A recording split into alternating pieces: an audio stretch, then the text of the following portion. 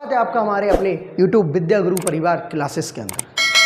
दोस्तों, आज हम आपको भारत के राष्ट्रपति पर समझाने के लिए आए हैं। आप देख रहे हैं पिछले लगभग 1 महीने से राष्ट्रपति के चुनाव, राष्ट्रपति के उम्मीदवार का नामांकन और नामांकन के साथ साथ उनके चुनाव की प्रक्रिया कई दिनों से न्यूज़पेपरों में चर्चे में रही है। अब एक जो चर्चा है वो हमारे एग्ज़ाम के लिए इसलिए इम्पॉर्टेंट हो जाती है कि पिछले कई दिनों से राष्ट्रपति और राष्ट्रपति के जुड़ी हुई कई खबरें और संविधान से जुड़ी हुई कई खबरें, संविधान से जुड़े हुए कई आर्टिकल हमारे न्यूज़पेपरों में दिखाई पड़ रहे हैं। तो भारत का जो राष्ट्रपति है वो श्रीमती द्रौपदी मुर्मू चुनी गई और देश की 15वीं राष्ट्रपति चुनी गई। अब अगर हम इस राष्ट्रपति की परिकल्पना करते हैं तो हमारे इतिहास के, भारत के इतिहास में, आज़ादी के बाद के इतिहास में हम देखते हैं कि पहली महिला एसटी राष्ट्रपति बनाई गई। ऐसा नहीं है कि पहली महिला राष्ट्रपति बनी हो, पहली महिला राष्ट्रपति हमारी श्री प्रतिभा देवी सिंह पाटिल बनी थी। लेकिन इस बार की राष्ट्रपति हमारे लिए इसलिए इम्पॉर्टेंट है क्योंकि उस जगह से राष्ट्रपति बनकर आई हैं जो भारत के राज्यों में मेन स्ट्रीम से या जनजातीय इलाके जो भारत में बहुत तेज़ी से भारत की शहरी व्यवस्था से कट गए थे, जो जंगल ज़मीन की बात करते थे, जो जंगल के लिए अपनी जान देने को तैयार थे, उनमें से एक चुनकर आई हुई बेटी आज देश के सर्वोच्च पद पर पहुंच गई और उसकी सबसे बड़ा श्रेय हमारे देश के प्रधानमंत्री श्री नरेंद्र मोदी जी को जाता है। देश के प्रधानमंत्री नरेंद्र मोदी ने द्रौपदी मुर्मू जी को एनडीए का उम्मीदवार बनाना इस बात का संकेत था कि बीजेपी और उसके जो सांसद हैं और उसकी जो विचारधारा है और हमारे देश का जो प्रधानमंत्री है वो किस अवस्था में जा रहे हैं, किस राजनीति की ओर भारत को ले जा रहे हैं। क्या भारत में इस राष्ट्रपति द्रौपदी मुर्मू से हमें ये देखने को नहीं मिलता कि किस तरह से हमारे देश की राजनीति लोकतंत्र व्यवस्था को मजबूत कर रही है? एक छोटे से जंगल से आई हुई बेटी आज देश के सर्वोच्च पद पर बैठना इस बात का संकेत है कि भारत में लोकतंत्र कितना साल दर साल, वर्ष दर वर्ष मजबूत होता जा रहा है। ये इस बात का संकेत है, विपक्ष ने अपने कैंडिडेट को खड़ा करके इस बात का भी संकेत दिया कि हम लोग भी विपक्ष हैं और विपक्ष होने के नाते हम द्रौपदी मुर्मू का विरोध भले ही ना करें लेकिन वैचारिक मतभेद हो सकते हैं। और लोकतंत्र की यही तो सब सुंदरता है कि वैचारिक मतभेद के साथ साथ लोकतंत्र को मजबूत करना ही लोकतंत्र की नींव होती है। जैसा कि आपको पता है, इब्राहिम लिंकन के अनुसार लोकतंत्र क्या है? जनता का, जनता के द्वारा, जनता के लिए, जनता का शासन। तो क्या द्रौपदी मुर्मू इस परिभाषा में फिट नहीं होती हैं?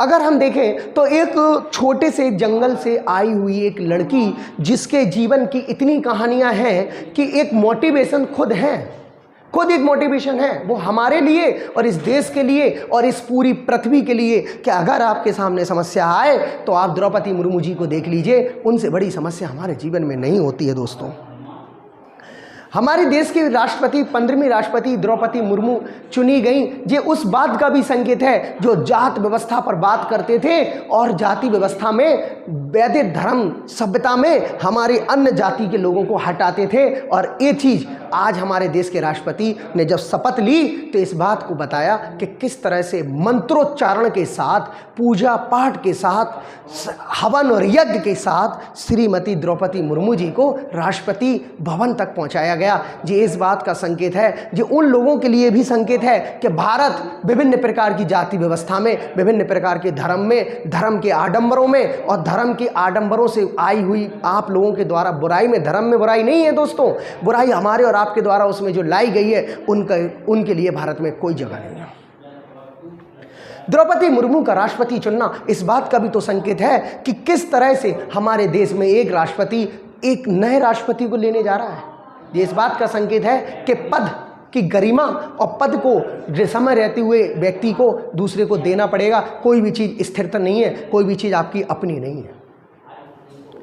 तो द्रौपदी मुर्मू का राष्ट्रपति बनना हमारे देश के लिए एक गौरवान्वित क्षण था जो हमें द्रौपदी मुर्मू जी ने दिया और देश के प्रधानमंत्री श्री नरेंद्र मोदी जी इसको क्रेडिट देते हैं और उन्होंने इतना अच्छा उम्मीदवार राष्ट्रपति पद के लिए चुना कि भारत की लोकतांत्रिक व्यवस्था, जो लोकतंत्र की परिकल्पना महात्मा गांधी ने की थी कि जन जन तक लोकतंत्र पहुंचे, वो हमें आज सिद्ध होती हुई दिखाई पड़ रही है। लोकतंत्र की व्यवस्था की अगर हम बात करें तो भारत में जो राष्ट्रपति है, अब मैं आपको राष्ट्रपति के बारे में समझाता हूं। भारत का जो राष्ट्रपति है,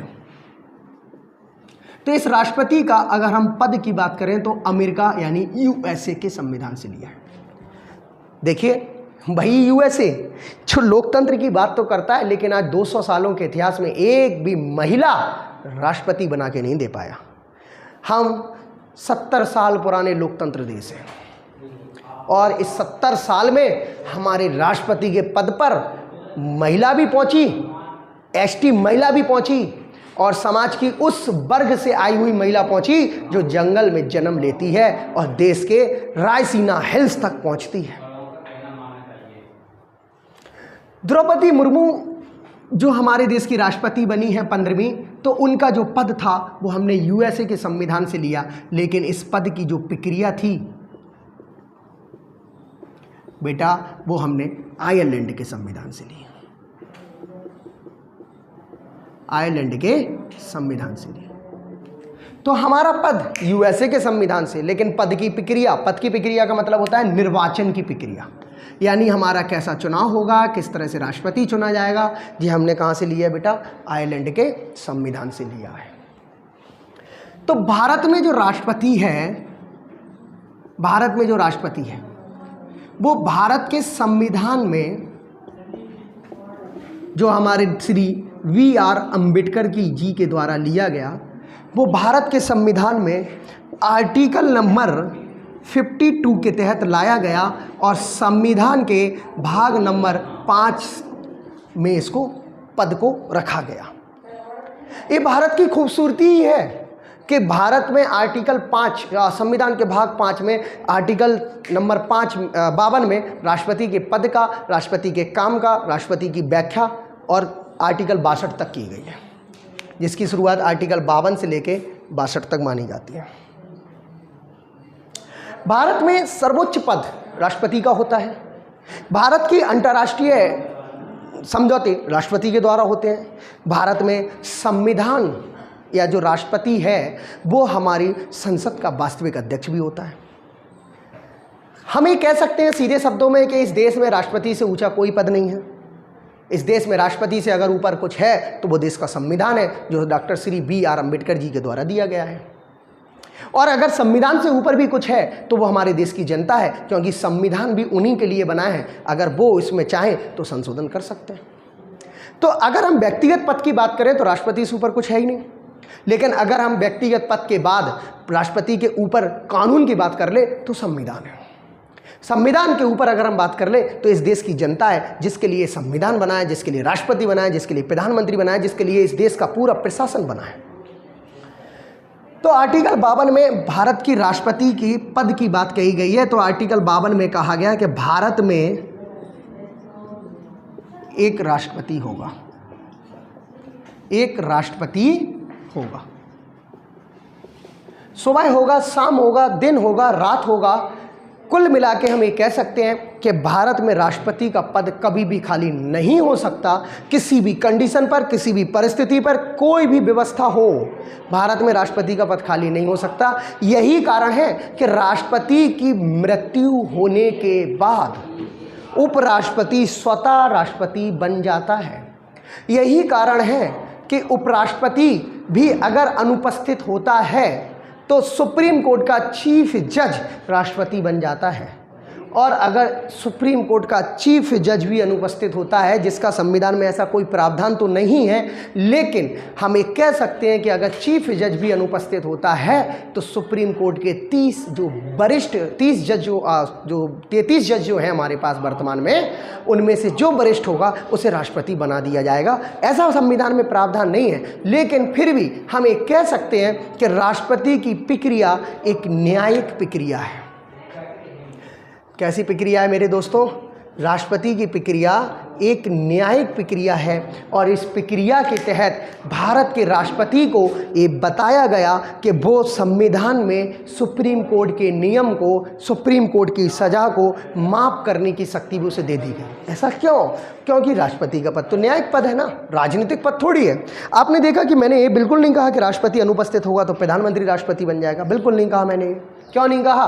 क्योंकि राष्ट्रपति अनुपस्थित होने के बाद न्यायिक पद पर जाएगा। यही कारण है कि सुप्रीम कोर्ट का जज, चीफ जज जो अभी वर्तमान में एन.वी. रमन्ना साहब हैं, तो सुप्रीम कोर्ट के चीफ जज राष्ट्रपति को शपथ दिलाते हैं और राष्ट्रपति अपना इस्तीफा जज को ना देकर उपराष्ट्रपति को देता है। क्यों? क्योंकि जब वो अनुपस्थित होगा तो उपराष्ट्रपति स्वतः राष्ट्रपति बन जाएगा और सुप्रीम कोर्ट का चीफ जज इन्हें शपथ इसलिए दिला रहा है क्योंकि ये न्यायिक प्रक्रिया है, क्योंकि ये न्यायिक प्रक्रिया है।